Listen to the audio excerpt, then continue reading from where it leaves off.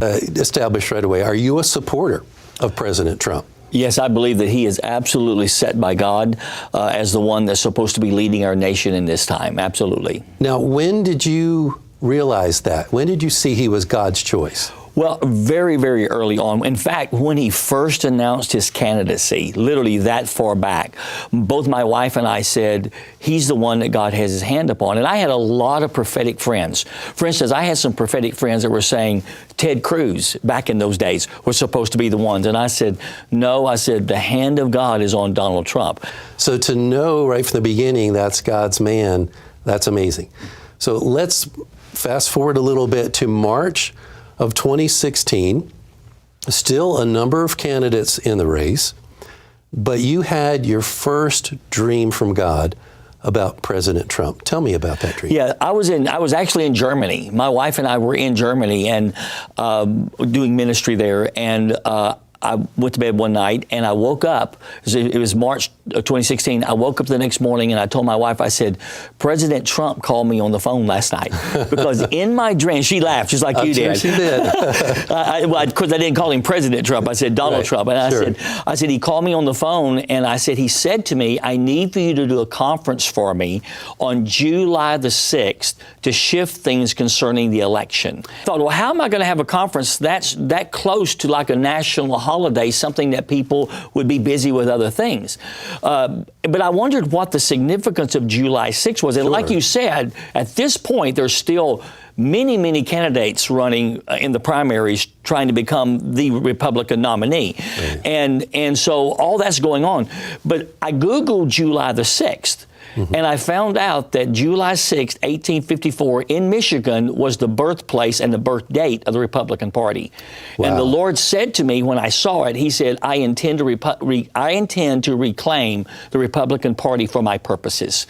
And the election of Donald J. Trump is going to be part of this process. And so I knew that I was supposed to go into the court of heaven, into the counsel of the Lord, and do some things that were necessary on that date, within a conference setting, to be able to shift things in the spirit realm so that he could be elected. I understood when I had the dream that this issue of July the 6th was something that I needed to go into the court of heaven, and also something that's just a little different, the counsel of the Lord, and actually see things shift so he could be reelected, or so he could be elected.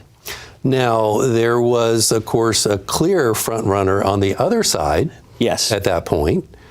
Did God give you any kind of word for Hillary Clinton? Yes, absolutely. Not for her necessarily, but concerning her for sure. And what happened was, as the conference was coming up, I knew that this was so significant because having that kind of a dream. And so as we got closer to the conference, the Lord suddenly spoke to me. And he said, there will come a point in the conference when I will invite you into my counsel. Now, I believe that the court of heaven and the counsel of the Lord are similar, but they're two separate dimensions of the Spirit. For instance, in the court of heaven, there's an adversary. This is what the woman contended with in Luke 18. Right. But in the council, there is no adversary. It's just a place where decisions are rendered. And it's actually the place where prophets in different men and women of God made decrees from that place. For instance, Elijah decreed that it would not rain. He said he did it as one who stood before the Lord. In other words, he was standing in the counsel of the Lord, and from that place he made a decree, and all of a sudden the heavens shut up. So from the counsel, when you're in that dimension, you can make decrees. And so the Lord said to me, he said, here's what I want you to do. He said, there's going to come a point when I'm going to invite you into my counsel in the conference. It was a Friday night. I was suddenly aware that I was in this spiritual place. I wasn't in a trance. I just knew in the spirit I was there. I knew the atmosphere. And so I stepped up to the podium and I made this decree. I said, I decree that Hillary Clinton's campaign is as the grass of the field, and that she is as the flower of the grass, the glory of it, and the burning, searing, exposing heat of God will cause all things to wither away. Now, we know as we got closer to November, exposing is what actually happened, and some amazing things, so that there was such a shift. And we all know, of course, what happened in the election. Now, that was dream number one. Robert, we talked about the first dream that you received about President Trump. That dream was in March of 2016. And God had you in this dream, instructed you to do a conference on July 6th. You did it. You went into the courts of heaven, made declarations. And of course, we all know what happened in November. Boom, Trump is elected. You thought, well, my assignment's done. But no, after he was elected, but before the inauguration, you had a second dream about President Trump. This time, instead of calling you on the phone, he comes to you in person. So tell me about that dream. Yes, that's exactly right. You know, which I thought was significant whenever he came to me in person, and he literally said to me, because in the natural, he's in between the election and the inauguration. So he's building his cabinet and all these kind of things just in the natural realm, you know, getting people in place. And so he comes to me in this dream and he says, I want to invite you to be a part of my cabinet. And he looks at me and he says, now, I know you probably don't have time. And in the dream, because I was so busy, I am so busy, just like everybody else, and I knew that if I was going to take on this assignment, it had to be like a very primary thing that I did, a very important thing that I did. And so I knew God was saying to me, you make time. You cannot just, you know, push away your responsibilities. I'm calling you to this. And so he said, I'm inviting you to be a part of my cabinet. So what I understood him to be asking me was to stand in the counsel of the Lord in behalf of his administration. That God was giving me an ongoing responsibility during his tenure as president, and that I was to pray and to stand and to contend in the spirit world for what God wanted to do with him and his administration. One of the things that I've actually had to do in these settings is try to step into the courts of heaven and into the counsel of the Lord and actually pull back covers and veils on people that have been in his administration that have not been loyal to him.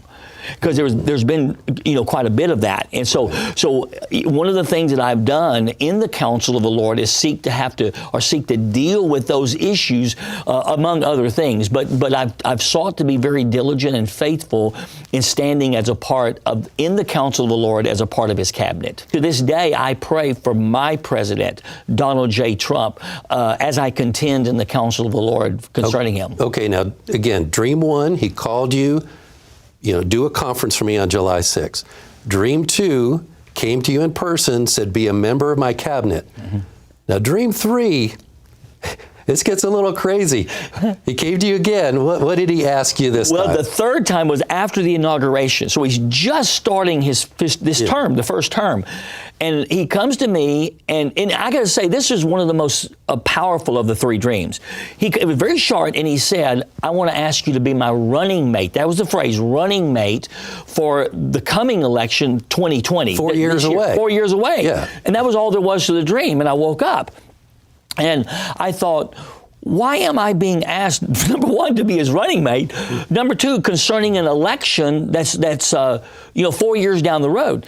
And the Lord spoke to me and he said, what I intend to do through him, it will take 2 terms to do. This is what he said. And he said, and I need for you to run with him in the Spirit, to move everything out of the way that would hinder his reelection, and even to establish some things that would work in his behalf. But I need someone to run with him in the Spirit to see that accomplished. And so I knew that I wasn't obviously being invited to be the vice president. I was being invited to stand in a place in the Spirit and get things legally in place in the spirit world and in the counsel of the Lord, so that what God needs to happen in this nation could happen. We talked about the fourth dream that you received about President Trump, and this one was a little bit unusual, but the timing of this, let's establish that. The timing was early part of this year. Tell me about that dream.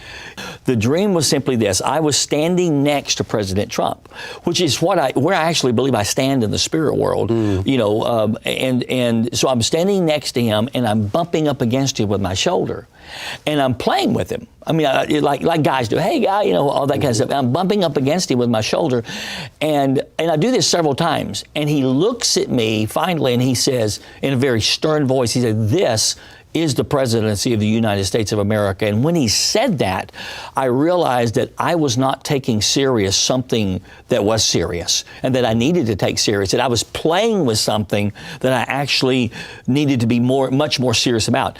Well, after he says that, I'm suddenly aware that there's a table that's before us, and there was a newspaper that's opened, and it's open to the financial section, and it's like the report of what's going on financially and all this kind of thing. And so he takes his hand and he goes over the first page. He flips the page, does it again, flips it, does it again. He does this several times.